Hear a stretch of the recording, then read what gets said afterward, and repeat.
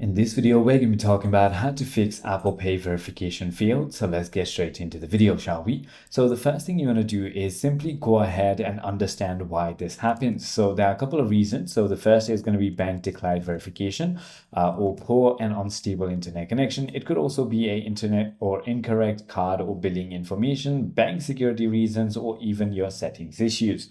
So the first thing you want to do is simply go ahead and check your internet connection. Once you simply go ahead and make sure that your internet or cellular is going to be stable, then it should go ahead and work. If that is not the case, you might need to simply go ahead and check your card number, your expiration date, and your CVV in order to go ahead and verify your card information and see if there are any typos. If that is not the case, you might need to call your bank and confirm that there are no holes or blocks on your card. Also ask them if Apple Pay is supported for your card. The other thing you want to do is simply go ahead and update your iPhone. Simply head into settings in general and software update, and then install the latest iOS version and try adding that card again. If that doesn't work, you might need to just go to wallet application and remove your card and add it again. If none of it works, simply go ahead and reset your network settings.